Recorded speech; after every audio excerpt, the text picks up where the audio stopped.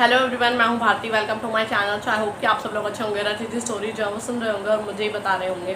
तो आज इस वीडियो में आप लोगों के साथ पॉकेट एफएम की एक नावल का जो रिव्यू है वो शेयर करने वाली हूँ। बात की जाए नावल की, तो यार वो जो नावल है ना, मैंने काफ़ी टाइम पहले ही उसको रीड किया था, बट मैं उसका रिव्यू जो है वो देना शायद भूल गई या फिर कुछ चीज़ें हुई, शायद वो मेरे दिमाग से निकल गई।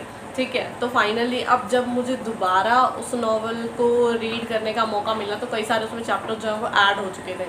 ठीक है, बट आप लोगों को भी पता है कि क्या बोलते हैं, मैं कई बार ऐसा भी होता है कि मैं सारे चैप्टर्स जो है वो रीड नहीं करती हूँ। ठीक है, बट मैं आप लोगों को नंबर्स बता देती हूँ कि मैंने कहाँ तक रीड किया है और उसी के हिसाब से आप लोगों को रिव्यू जो है वो दे देती हूँ। तो इस वीडियो में आप लोग पहले तो नावल की मैं आप लोगों को डिटेल्स दे देती हूँ, बाकी आप लोगों को जो लिंक्स वगैरह होंगे वो डिस्क्रिप्शन बॉक्स में मिल जाएंगे और फिर हम डिटेल में बात करेंगे इस नावल के बारे में। ठीक है, तो जो नावल का नाम है वो है माई इंटेंस लवर और इसकी जो रेटिंग है वो है 4.2। इसकी जो ऑथर है वो है मिस रोमांटिक और जो इसके चैप्टर्स हैं वो है 37, जिसमें से मैंने जो है वो 29-30 के आसपास जो है मैंने रीड किए हैं। ठीक है, आप लोग सोच रहे होंगे साथ ही तो बचे थे दीदी, पूरे ही रीड कर लेती बट नहीं, मैं कुछ और मतलब आप लोगों ने मुझे एक और स्टोरी बता रखी है, उसी को मैं उसको मैं सुन रही थी, यानी कि वो आप लोग की पॉकेट एफएम की एक ऑडियो बुक है जो आप लोग बहुत टाइम से मुझे बोल रहे हो और इस वीक मुझे उसका रिव्यू भी आप लोग के साथ शेयर करना है, तो इसलिए मुझे उसे सुनना पड़ा, इस वजह से इसको मैं इतना ही रीड कर पाई। ठीक है, तो मैंने सोचा चलो आप लोगों के साथ इसका जो रिव्यू है वो शेयर कर दिया जाए। बाकी इसके जो मेन कैरेक्टर्स हैं वो हैं हाँ क्या नाम था, हाँ, झील और अभ्युदय सिंह ठाकुर। ठीक है, जो कि बिजनेसमैन प्लस राजस्थान के सीएम हैं। ठीक है, मतलब देख रहे हो कितनी बड़ी पर्सनालिटी है। अब झील की बात कर लेते हैं, तो झील आप लोगों को खुद पता चल जाएगा, आप लोग स्टोरी को जो है वो रीड करोगे तो, कि भाई क्या चीज़ें हैं और क्या चीज़ें नहीं हैं। पहले तो मैं आप लोगों को बताती हूँ इसके इंट्रो के बारे में।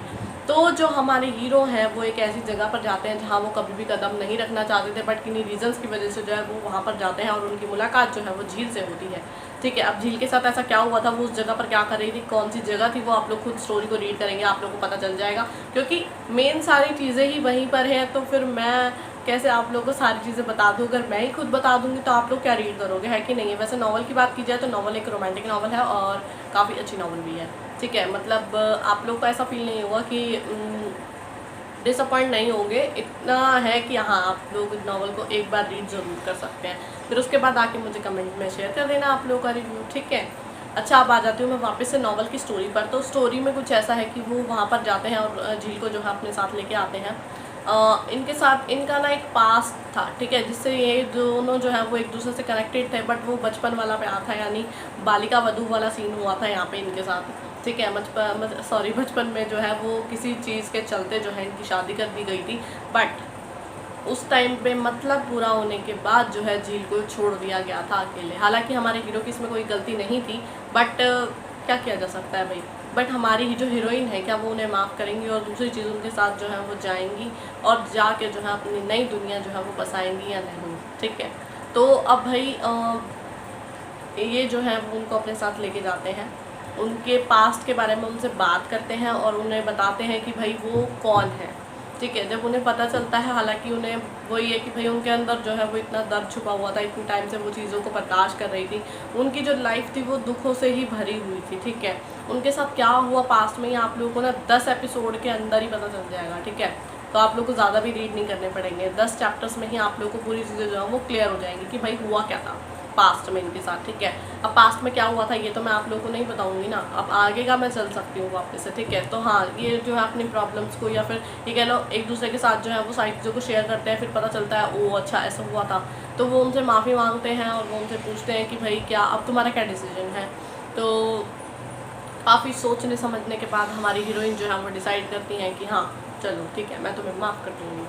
ठीक है, तो वो उनके साथ जाती हैं और दूसरी चीज़ ये है कि भाई वो उन्हें जो है वो एक्सेप्ट करते हैं हर सिचुएशन में, और दूसरी चीज़ उनके लिए वो काफ़ी ज़्यादा लॉयल हैं और सपोर्टिव तो होंगे ही। तो आगे चल के आप लोगों को बहुत सारे और कैरेक्टर्स भी इस स्टोरी में देखने को मिलेंगे, यानी कि हमारे जो हीरो हैं उनके पेरेंट्स को भी इन्वॉल्व किया जाएगा आगे, जब वो उनके साथ जाती हैं वापस उनके घर पे, तो क्या चीज़ें होती हैं और दोबारा से जो है वो उनकी शादी होगी क्या नहीं होगी। ठीक है, अब शादी तो होगी, हीरो हीरोइन है, शादी तो करेंगे ही ना, ऑलरेडी बचपन में तो हो गई थी, बट अब दोबारा से भी तो करनी है। तो ये चीज़ें हैं। बाकी दूसरी चीज़ ये है कि भाई हमारी जो हीरोइन है वो उनको लेके काफ़ी ज़्यादा मतलब उनके साथ वो काफ़ी सेफ़ और सेफ़ जो है वो फ़ील करती है, जो कि काफ़ी अच्छी चीज़ थी। देखो वो ही है कि भाई चाहे वो उस टाइम की जो भी अटैचमेंट हुई, अब सिचुएशन जो है वो डिफरेंट थी और फिर उस हिसाब से उनका रिएक्ट करना, हर तरीके को समझना और जानना वो अलग चीज़ें थी, ठीक है। आप लोग स्टोरी रीड करोगे ना, स्टार्टिंग में तो ऐसा सच में मैं बताऊँ ना, मुझे बहुत दुख हुआ था कि भाई क्या हुआ हमारी हीरोइन के साथ, बिल्कुल मुझे ऐसा अच्छा नहीं लगा था। बट जब चीज़ें जो है वो सही होने लग गई तो मुझे लगा कि हाँ चलो कोई बात नहीं। बट फिर भी यार वो चीज़ें ना अंदर से नहीं निकल सकती कि भाई उनके साथ क्या हुआ था और क्या चीज़ें नहीं हुई थी। मुझे बहुत ज़्यादा इमोशनल लगा था उस टाइम पे जब मैंने स्टार्टिंग में नावल को जो है वो रीड किया था। इस नावल की मैं बात करूँ तो सच बता रही हूँ, मुझे काफ़ी टाइम हो चुका है इसको नावल को रीड किए हुए। तब तो मैंने इतना ही रीड किया था। तब इसके ना चैप्टर्स 12 या 15 के आसपास थे, मैंने तब इसको रीड किया था। तब आप खुद सोचो कि अब कितना टाइम हो चुका है उस नावल को। तो ये चीज़ें थी। अब फिर पता नहीं उस टाइम पे वो नावल मुझे मिली नहीं या फिर क्या चीज़ें हुई, मैं रिव्यू भी नहीं शेयर कर पाई, ठीक है। तो ये चीज़ें हुई थी और बट ये नावल सच में बहुत अच्छी है यार। और दूसरी चीज़ ये कि अभी तो ना इसमें बहुत सारे विलेंस की एंट्री होना, बिजनेस राइवल्स और भी बहुत कुछ है। तो इसमें ना एक रॉयल लाइफ तो आप लोगों को देखने को मिलेगी ही, साथ में ट्विस्ट एंड टर्न्स भी आएंगे और सबसे बड़ी चीज़ पास्ट कनेक्टेड है।